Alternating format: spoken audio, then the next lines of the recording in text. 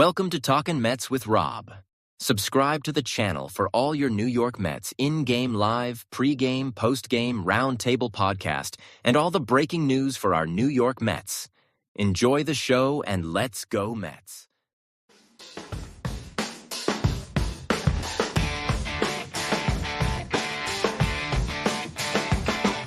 City lights in the dead of night, full of echo. Concrete jungle, dreams bust to grow. Mets in the air, chase glory, no fear. Broken bats, but hearts steer clear. OMG, the chaos, what a scene. Streets buzzing like a machine. Grimace from the shadows, chills on my spine. Past haunts, the future shine. Comebacks in the night, keep dreams alive. Fighting tooth and nail just to survive. City's heartbeat echoes in our chant. Grit and glory is all we want.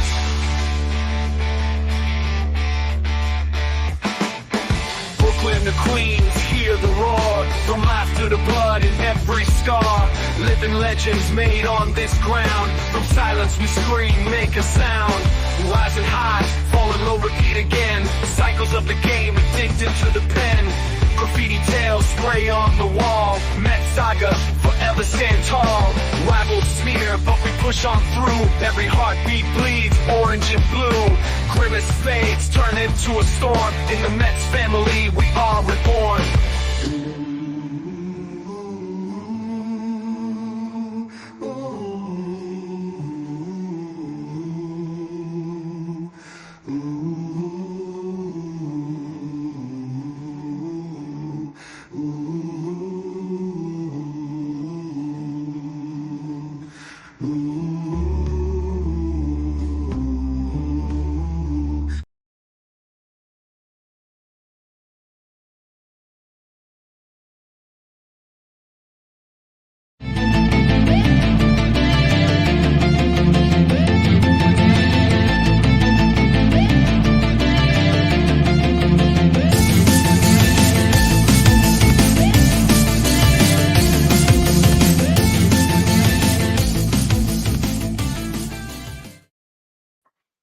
What's up, Mets fans? Welcome back to the Amazing Mets PreGame Show right here on the channel and on X. How is everybody doing today? I know it was an extremely disappointing performance by our New York Mets, and they put themselves in a position where they need to bounce back once again. This is a must-win game. This is as must-win, as close as it can be to a must-win when it's not an elimination game. That is just what the Mets need to do today. They need to do everything they possibly can to win the ball game today. You can say that the pitching matchup favors the Dodgers with Yamamoto on the mound with Jose Quintana, even though Quintana has been absolutely money for about his last 8-9 starts, including the postseason. You have to feel confident with Jose Quintana on the mound, but you know what? Yamamoto is a dangerous pitcher, even though we know he's going to go 5 innings, which is all the Dodgers probably want from him.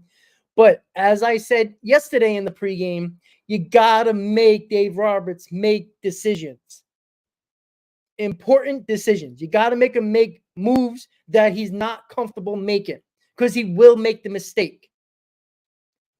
That's where the Mets forgot or just did not do very well yesterday, and it kind of made them really, from Jump Street, chase the Dodgers the entire game. And when you make the job easier for Dave Roberts, he can't fuck it up. That's basically the whole story right there when it comes to what the Mets have to do here, right? It's clear the Mets don't lose ball games when they don't beat themselves. It was clear yesterday, right? This is not giving credit to the Dodgers, but if those 2 runs don't score in the second inning, even if 1 run scored, there was a big possibility that no runs would have scored in that second inning from a throwing decision by Alvarez, 2 balls that Severino should have caught. That inning should have been over. And you would have been going into the next inning probably at least down only 1 and possibly even still 0-0. And that could have changed the whole complexion of the ball game because you might have not used Reed Garrett so early. You might have not used Tyler McGill for 3 innings. You wouldn't have used those guys, and you might have been using your better high leverage guys. And who knows that outcome would have been. But again, the Mets did not perform at all yesterday. When you put up 0 runs, it's kind of hard to say that, oh, there could have been a chance of winning that ball game. But it felt like the Mets' mistakes and lack of decision-making or bad decision-making cost them 2 runs that the Dodgers didn't deserve. They didn't even get the ball out of the infield for their first run. You can't win that way. You can't play that way. And I pounded it again and again into the ground, guys. Limit your mistakes. You got to not make the mistakes, right? I'd rather you try to throw a fastball or, throw your best pitch against a batter. If he hits it and it goes over the wall or he gets the big hit, you tip your cap. But when you make the mistakes and you go to your tertiary pitches to hitters, you find yourself not doing what you need to do to win the ball game, right? You saw that with Severino. He came out in the first inning, pounding the fastball.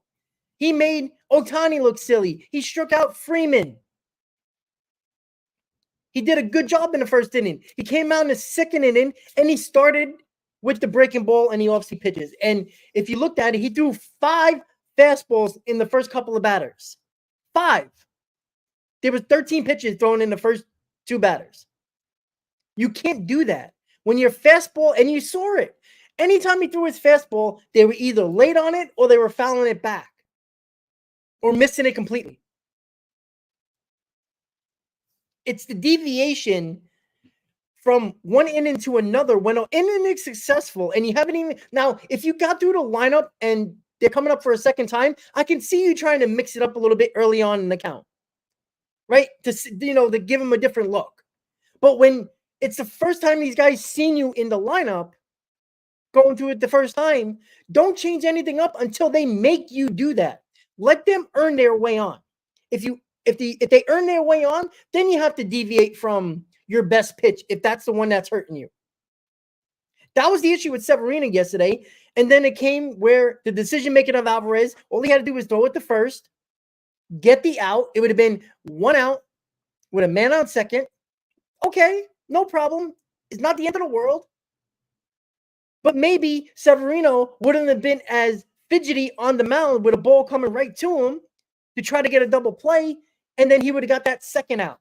And then the third out, well, it was barely hit to him as well that he missed. So, unfortunately, the Gold Glove finalists and Luis Severino, go figure, right? The Gold Glove finalists kind of popped up, and then Severino couldn't catch 2 balls that were hit right to him, and they weren't hit that hard at all, is what cost them the 2 runs, along with the Alvarez bad decision. So it's got to be smarter decision here. And you know what?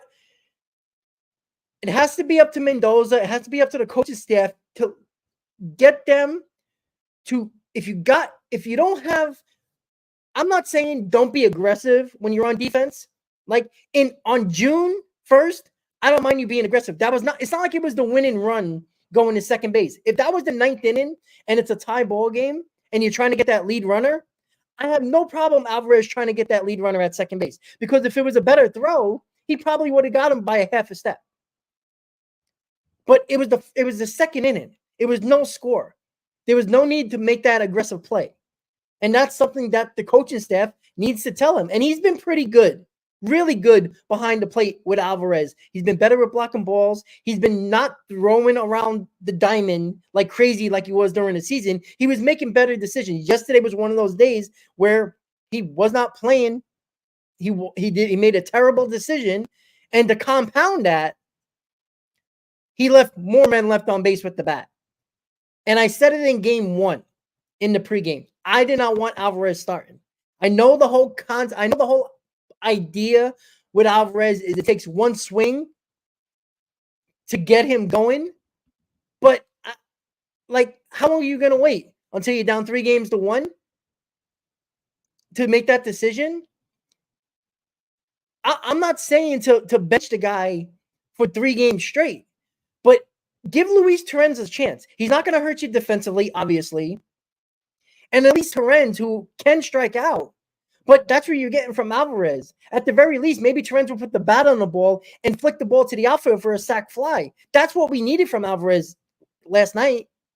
When the game was only 2-0, if he would have hit the ball to the outfield, you would have had a run at the very least, and now you didn't have to count on Lindor to do everything. And need Vientos to do everything. So it would be nice, and I saw Ken just said it, to give him a couple of runs, right? To give your pitcher a lead, right? The Mets in this postseason have been trailing in these games. So you have to have these guys, and this is another thing too. Constantly, your pitchers have to be perfect. Similar to yesterday, even though Severino didn't give up nothing else. I wish he would have went 6 innings, but he didn't. But he didn't give up nothing else after that. So the Mets had opportunities to come back in this ball game. But you see what happens when you give your team a lead. Even with the Lindor home run, you give in game 2, you gave Minaya a lead. You give him some room to work with. And obviously, when it went to the grand slam and it was 6-0, you gave him a lot of runs. I'm not saying to give 6 runs in 2 innings. I mean, we all sign up for that. But how about coming out in the first couple of innings and, put a couple of quicker numbers on the board? Help your pitcher out so they don't have to be completely perfect. Because we get mad at the pitcher sometimes when the team's not scoring. And how many more zeros do you want this team to put up or the pitchers to put up? I know that's what they're supposed to do, but it seems like it's constant in this postseason. They got to get ahead. And you see what Jose Quintana do when he gets ahead, right? He will pitch to contact. That's why I like Jose Quintana, because the Dodgers will swing the bat. I know they keep on saying on the broadcast, oh, they're very good at, working counts and taking pitches. Yeah, but if you really dive deep into the numbers, they swing the bat a lot. They still have high strikeout numbers for a team that also works the count. So that means they're not actually getting those great at-bats and having results for them. You're not going to get a lot of swing and misses or a lot of strikeouts from Jose Quintana, most likely. You might, but I don't see that. I don't mind Quintana pitching to contact. He's not afraid of contact. I think that's something that Severino has a huge problem with. He wants to strike out everybody, so he always tries to make that perfect pitch. And I think that hurts him. I think that's a huge problem for Severino, and it's been a huge problem. It was even a huge problem for Senga. I felt like he was trying to be pin perfect with pitches, and Quintana, he doesn't want to be pinned. He don't need to be perfect. He's like, okay, if I miss my spot, as long as I make my pitch, let the hitter beat you. And then when they try to do too much, guess what? They might roll over a ball to the right side when the ball's on the outside corner. It might not be a great pitch, but when you're trying to pull off on that ball, you're going to ground it to the second baseman or the first baseman, right? It's just exactly, Juan. Quintana pitches with guts. Severino, when he deviates from the plan that's working, he starts to pitch scared. He starts to pitch, a little, without the guts, so to speak. And that's the issue, right? Jose Quintana is not afraid of contact. And even Sean Manaea in game 2, he was not afraid, even though he had a decent amount of strikeouts, he wasn't afraid of contact. You got 8 guys on the field for a reason. Or if you want to include the pitcher, 9. But you got 8 guys behind you. Use them to your advantage. Right? Sometimes pitching to contact isn't the worst thing in the world. So it was very frustrating yesterday because it ended up being what I talked about in the pregame, is that I always believe if the Mets play their game and they play the fundamentals and they don't make mistakes, or at least limited mistakes, especially in the same inning, I feel confident the Mets will win the ball game. But when you make those mistakes and they cost you, now from that point forward, you have to start being perfect now. Because if you continue to make those mistakes or are not perfect, guess what's going to happen? They're going to add on. And then you have to continue to come back. Exactly what happened yesterday. So it would be nice, as Ken said earlier, how about giving some runs to our pitchers as well, right? It's constant that our starters are continuing to go every inning, it seems like, without a lead, or, they're trailing because they have to be perfect. And we already know when whoever gets the first runs, that other team has to be perfect, right? That's what happened with Manaea, and that's what happened with the Dodgers in Game 2. That's what happened to the Mets in Game 1 and 3. As soon as the team gets the lead, now the other team that is trailing has to be somewhat perfect. They can't make the mistakes, because then the insurance runs start happening. And again, I want to make this very clear to everybody, right? Yesterday was extremely annoying, right? It was more annoying than Game 1, because I felt like the Mets had every opportunity to come back into that ballgame. They had base runners. Flaherty was pitching well, but they were getting to him. And in that one inning, when we got the bases loaded, he started to get a little wild, and they started to swing out of the zone. And you seen it like, oh, stop swinging at that crap.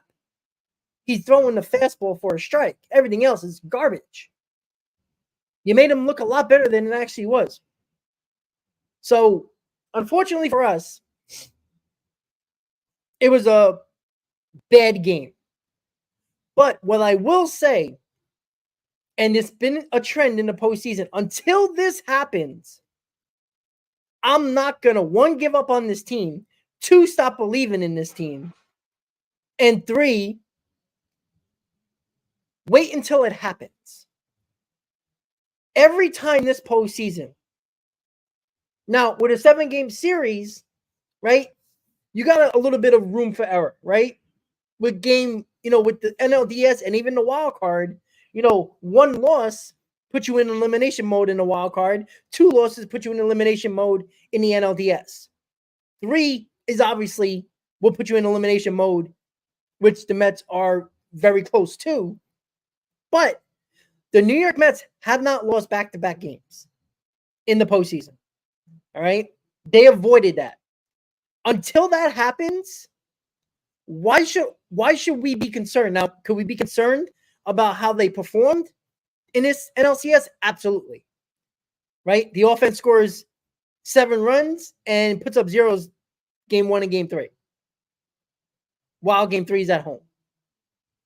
So, until they lose back-to-back games, there's no reason why you should be overly concerned or stop believing. Because they proved it this entire postseason. They proved it, especially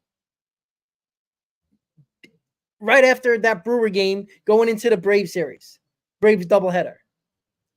So, and I'm not going to panic like some Met fans were. Like, I mean, my God, you would think they were in an elimination game. Now, I agree with a lot of people that this is as close as a must-win as it can be. That's not an elimination game. I agree with that. Because it's going to be very hard. I don't care who they're pitching over Game 5, 6, and 7. It's going to be very hard to beat a team like the Dodgers 3 games straight. Right? I can win 3 out of 5 or 3 out of 4. That's possible.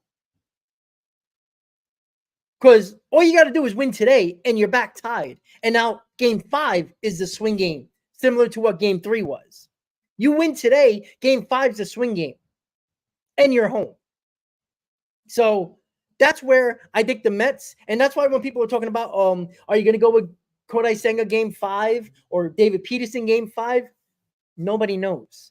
Mendoza doesn't know. Now he has a plan, obviously plan A and plan B, but here's what I have. As I'm going to start looking at the comments in a second, guys. So give me a second. Today, obviously Quintana's on the mound, right? You would hope he can give you 5 or 6 innings, right? That's the hope for Quintana, right? 5 or 6 innings, 1 or 2 runs. I think that's, even though he's been giving up basically nothing, right? I'm gonna give Quintana a benefit of the doubt a little bit and say 5 or 6 innings, 1 or 2 runs. I think that's a really good start for Quintana, especially at home. That's got to be good. What if Quintana doesn't have it, right? We haven't seen that from him, but what if he doesn't have it? What if he comes out in the 3rd inning or even the 4th inning with a game that is basically almost an absolute must win? You're probably going to have to go to Peterson in that spot, right? I think that's fair to say. You probably have to go to Peterson in that spot. So that takes Peterson out of Game 5 start tomorrow, and you have to pitch Kodai Senga. So I don't think there's a set in stone, okay, Peterson's pitching tomorrow or Senga's pitching tomorrow. I think it dictates if Quintana can go 5 or 6, you can use your bullpen. You can use your A guys after that.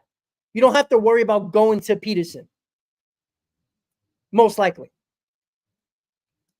But if Quintana gets knocked out in the 3rd or 4th inning, say his pitch count's high, even if the score is not bad, but his pitch count is high and he's just looking tired or he can't get his pitches over, and then he got to go to Peterson for at least 2 or 3 innings.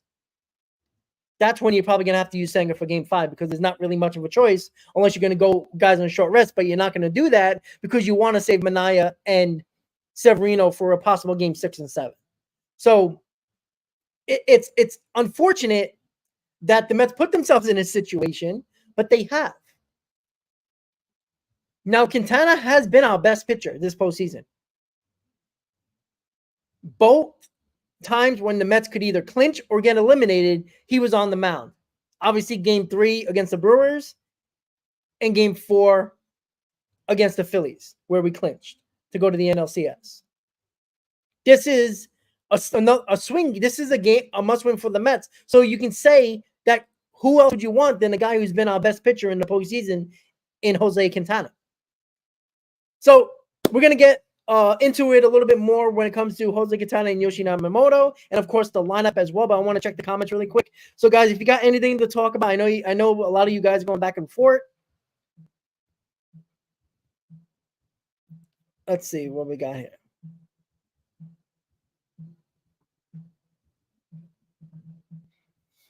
Ken says, let me just pull up some things. Here we go.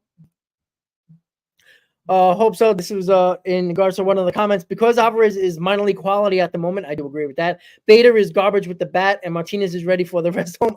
Well, I agree with all things with that, right? I don't think I would have played any of these guys today, to be quite honest with you, right? I don't see how a guy who's been very good for you in this postseason in Harrison and Jesse Winker is not playing back at least one of the 2 games at home. I just don't understand that logic at all, to be quite honest with you. I think it's very I don't know what to call it, but I don't like the decision by Mendoza. Now again, could it work out? Sure, absolutely. Right? I'm a little bit not as mad with Bader than I am with Alvarez and Martinez. I am absolutely annoyed to all hell. Now, I've heard, and I know Mendoza talked about this, Jose Quintana with Alvarez behind the plate has had just over a 1 ERA. With Terens, it's been over a 3. So, again, that's probably more of a reason why Alvarez is in the lineup today, because how good Jose Quintana has been on the mound with Alvarez behind the plate. I don't know how much merit I put into that. I think if you pitch well, you pitch well, regardless of who's behind the plate. I don't think Alvarez and Terens is that much of a difference, to be quite honest with you. I'd rather have Terens, who's been better behind the plate overall defensively, and with Alvarez not doing anything with the bat, I think you're losing a little bit with Alvarez there. Now, Bader, he hasn't done anything, but I'm not necessarily now. If you were to play Tyrone Taylor over Nimmo and play Bader in center field, I think that made more sense. That would make more sense, because I don't. How can you trust Nimmo? Seriously, the guy is hobbling on the outfield. You know he's going to give you 110% of his 50% healthiness. That's what you can tell, right? But are you confident that he can run down a ball in the left center field gap? I'm not. Now, you got Bader and Tyrone Taylor, they're excellent defensively. So you think they can, help Nimmo out on the left side a little bit. But, is Mendoza trying to get some lightning in a bottle here? I don't like playing that whole, lightning in a bottle situation when you got guys on the bench, especially Jesse Winker for DH at the very least. Like, if you want to mix some things up when it comes to the with Nimmo, fine, but Jesse Winker should be playing. You had two right-handers on the mound, and Winker had good numbers against Flaherty, and he wasn't playing yesterday. That's why yesterday's lineup pissed me off more than today's lineup, because I understand. Well, I don't necessarily agree with it. I'm less mad about today's lineup than I am about yesterday's lineup, because yesterday's lineup should have been more lefties in the lineup than any other game, because how bad Jack Flaherty is against left-handers this season. And he even got hit in the one game he pitched against San Diego. So that was frustrating to me. So I don't agree with this lineup, but I was more frustrated about yesterday's lineup because of the fact that the numbers and the matchup dictated it. It was an easy decision. And I seemed like he overthought the lineup yesterday and just keeping it the same. All right, let's keep on going here. Let me check the comments once again. And the other thing, Frank, too, and let me put up that comment about Nimmo. I agree. Let Brendan Nimmo sit down and use Harrison Bader or Taylor in the outfield. I agree with that. Like, if Nimmo was still hitting, you would think that he would be DH today. You can DH him, and then you could put Taylor in left and Bader in center, and I would have been fine with that. But Nimmo's not hitting. And he looks like he's in so much pain swinging the bat. There's like no power behind his swing. And that's what's the worrying part about Brandon Nimmo. Like, you could have sat him yesterday and give him 2 straight days off with that off day, and I had no problem you play him today if you gave him off yesterday. It kind of made more sense today to give him off, yesterday to give him off, and now it's like, you can't give Brandon Nimmo if you lose today for Game 5. You can't. So I just didn't like the decision. I don't like the decision. I don't agree with this lineup. Again, I am more pissed off about yesterday's lineup a hell of a lot more than I am with this lineup. But I'm not confident in this lineup. With Iglesias, he looked a little better at the plate. He wasn't chasing as much. Bader, I don't know what to get. I don't know what to expect from Bader, to be quite honest with you. He hasn't played much in the postseason, and he hasn't been good when he was getting the opportunities. Alvarez, I've said it from Game 1. I don't think he should be playing.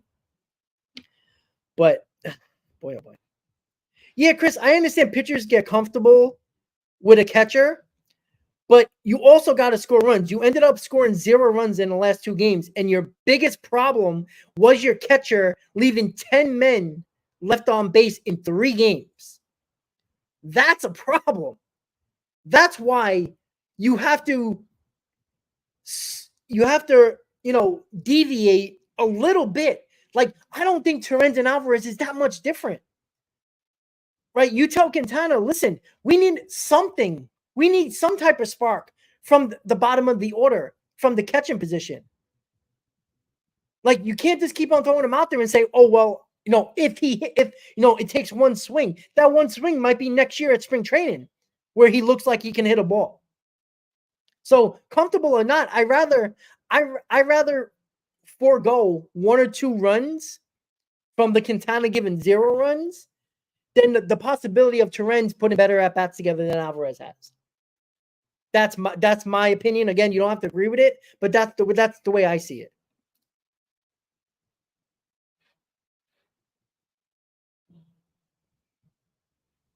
No, Daniel, I wouldn't say that. You might say that, but I wouldn't say that. because you're getting a 0, you're getting nothing out of Alvarez's bat. If you get nothing out of Terren's bat, at least I can say to Mendoza, listen, he tried something different at the catching position. If it's 0 from both of the guys, obviously you'll go back to Alvarez. But give Terren's an opportunity. Why not? It can't be worse. Terren's can leave 10 men left on base just like Alvarez has. But if you try something new, how can I blame Mendoza going back to Alvarez after that? Then I'm going to be like, okay, you're going to go with the guy with the potential of one swing of the bat, right? Of course. But not doing it leaves that question. And that's the issue.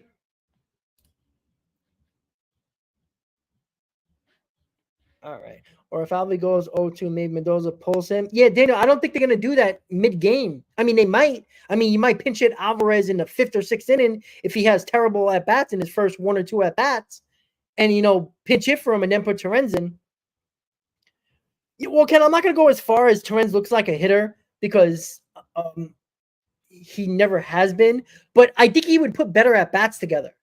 Not saying that the results would be better than Alvarez, but maybe he would work the count better. Maybe he would take better swings.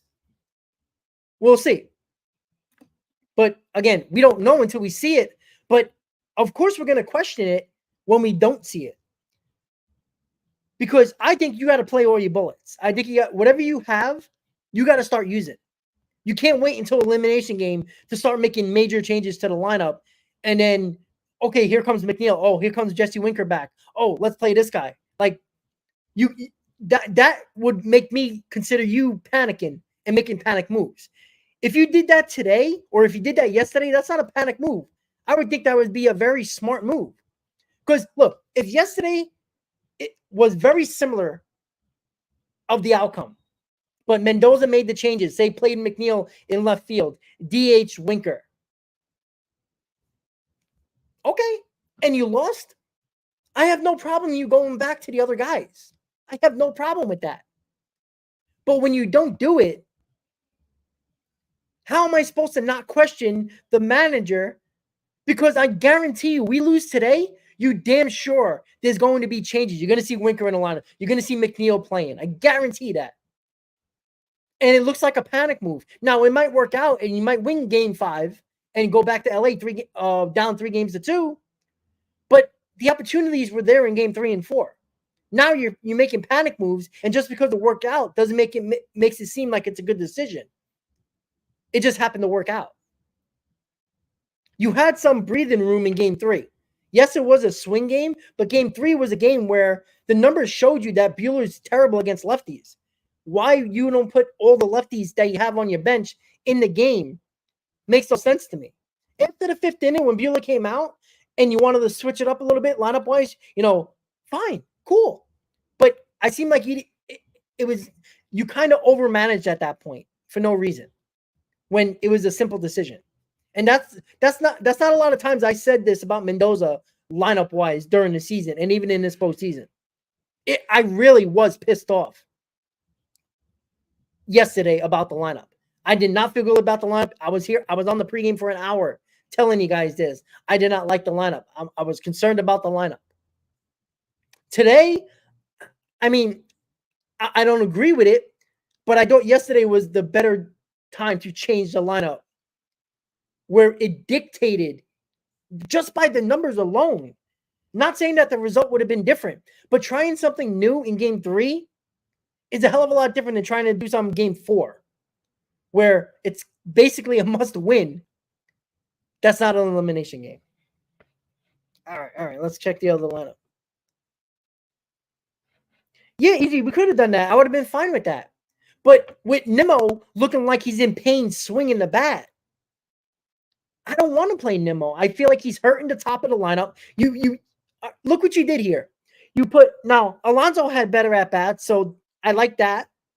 So you're going to put your best 3 guys that had really good at-bats, 1, 2, 3, but you put Nimmo in a cleanup spot. At the very least, put Marte in a cleanup spot and put Nimmo 5th. At the very least, you got top 4 guys that you feel confident that are swinging the bat well. or at least look good at the plate and like taking pitches and working counts if you're not getting a hit. So it's a very the positioning, Nimmo's not hitting, so let's put him in the cleanup spot. Is like, okay, why? Now, maybe the thinking is Alonso's putting better at bats together. So I thought the ball he hit yesterday was gone. But with the cool air, the wind, if you get under it just a little bit, the wind's holding it.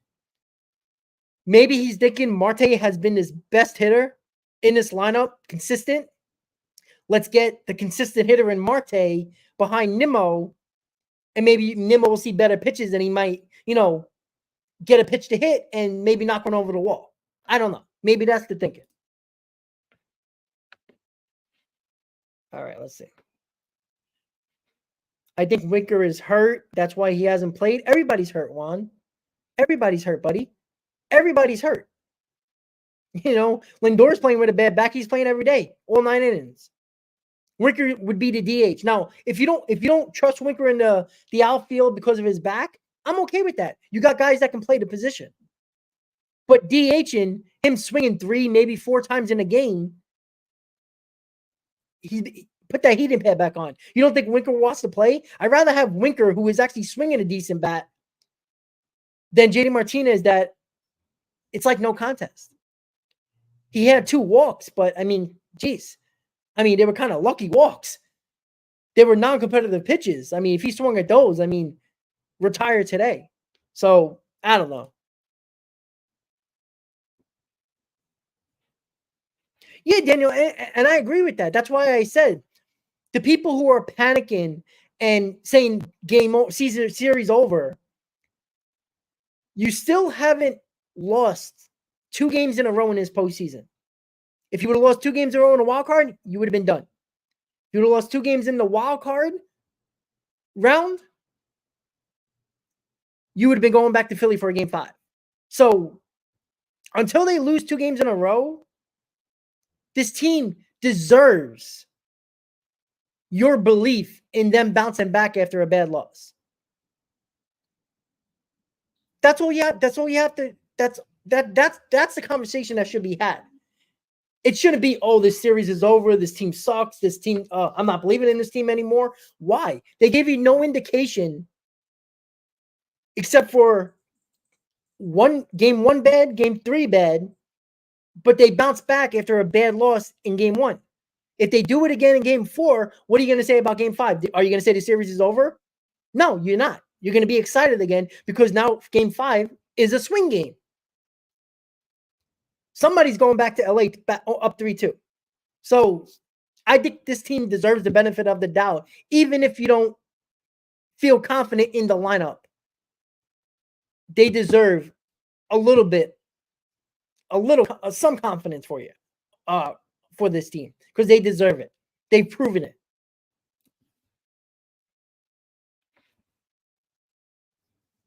All right. Hold on. Let me just continue to check the comments, guys. Make sure you hit on that like button, guys. We're about 38 minutes in. We're going to shut up the stream in a little bit, and then I'll see you guys on the post game, of course. All right. Why is Taylor out? I'm not sure, to be quite honest with you. I don't trust Bader, but Mendoza. I don't trust Bader. I really don't know. Now, if Taylor was a left-handed batter, maybe I would have been like, oh, well, Yamamoto is deadly against left-handed batters, so maybe that's why, but I don't know. Again, I think Mendoza's, picking at straws here, to be quite honest with you. I think his decision-making yesterday was much more of a problem to me than today's lineup. I don't agree with it, but again, maybe we'll be wrong. Maybe we'll be wrong. And V, I agree, buddy. I 100% agree. Now, I haven't looked at the numbers, so I'm not going to lie to you guys and say, oh yeah, Terrence is better behind the plate because Sevy has better numbers. I haven't looked at it, but I'm going to take your word for it. Yeah, yesterday would have been a great day to play Alvarez. And again, if the results were similar and Mets lost and the offense didn't show up at all, I would have no problem going back to Alvarez and going back to Winker or whoever. But it just seemed like, you were going with the same guys again, and you were hoping for the best when clearly the numbers show that Buehler is not good against lefties, and you left both of your guys on the bench, and McNeil came in last minute when the game was 7-0. Like, it was just like, really? Come on.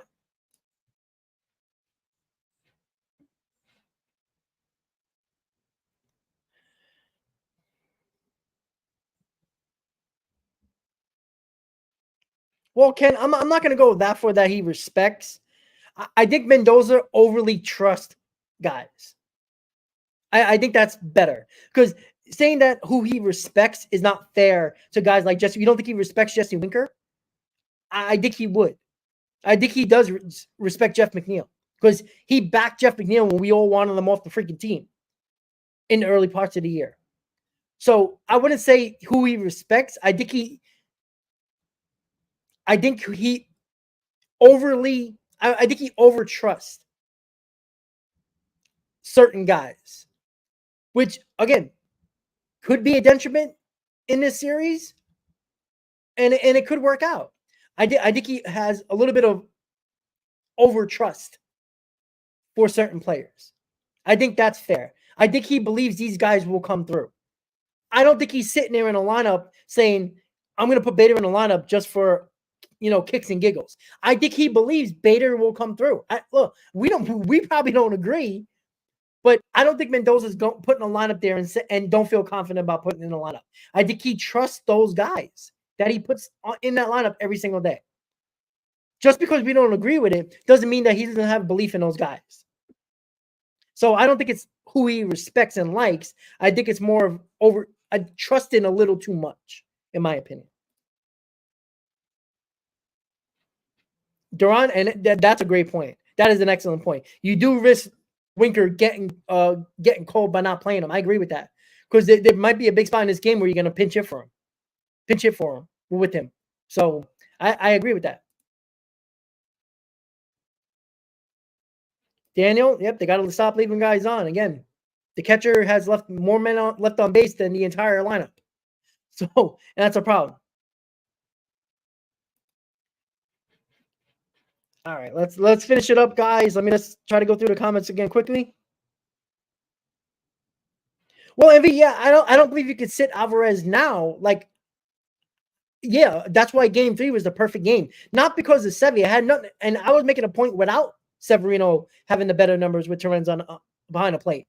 I was thinking, why not just do it for Game 3? Sit Alvarez, give him a breather, see if Terrence gets a little lightning in the bottle there, because he can't be worse than Alvarez, because Alvarez has been a 0.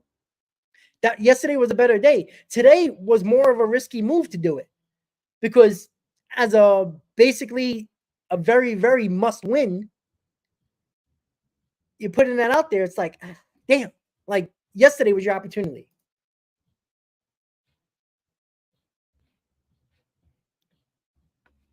BX, I agree. No Winker. I know. I don't know. Now, again, we don't know if Winker is actually very hurt and he just can't play. The back can tighten up. We know that about backs, right? Lindor talked about it a lot.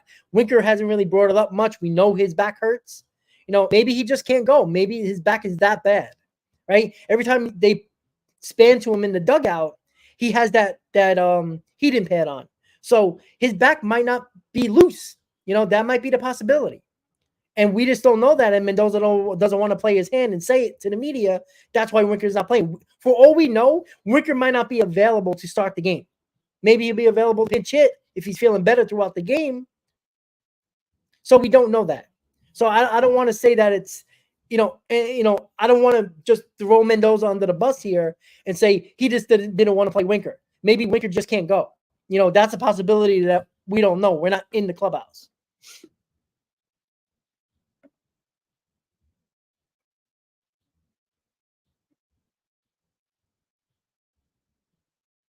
All right, guys. So let me finish it up here, guys. All right. So we got Jose Quintana on the mound. And Yoshinobu Yamamoto pitching in New York. And, he's pitched extremely well against the Mets. The last time he faced us, that was a while back. That was in May. That's not the same team as today. But again, we know he got, nasty stuff, but I think the key here is to hit that very, very straight fastball. If you start fishing outside the zone, he doesn't throw a lot of breaking balls and off-speed pitches in the zone. He wants you to go outside the zone and swing at those pitches. If the Mets can lay off those and wait for that fastball that is very, very straight, you can be in good shape. That's what the Mets got to do today, right?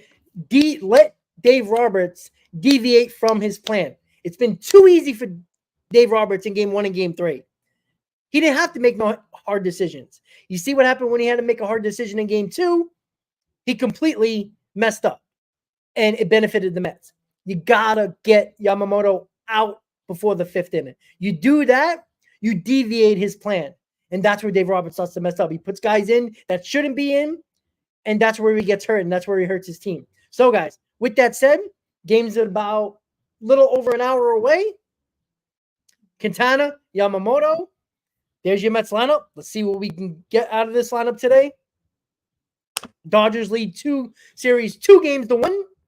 Mets looking to tie the series and go into Game 5 as a swing game to see who will be up 3-2. But today is more of a must-win that is not considered an elimination in the game. With that said, guys, thank you for tuning in to the Amazing Mets pregame show. I will see you later tonight for the postgame right after the game. I'll see you later, guys. Let's go, Mets. Let's get that W, guys. We got to spend those W's tonight, guys. Let's go, Mets. And I'll see you later tonight for the postgame. Enjoy the game. See you tonight.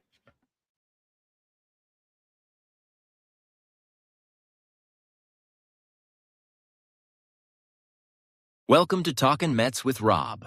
Subscribe to the channel for all your New York Mets in-game live, pre-game, post-game, round-table podcast, and all the breaking news for our New York Mets. Enjoy the show and let's go Mets.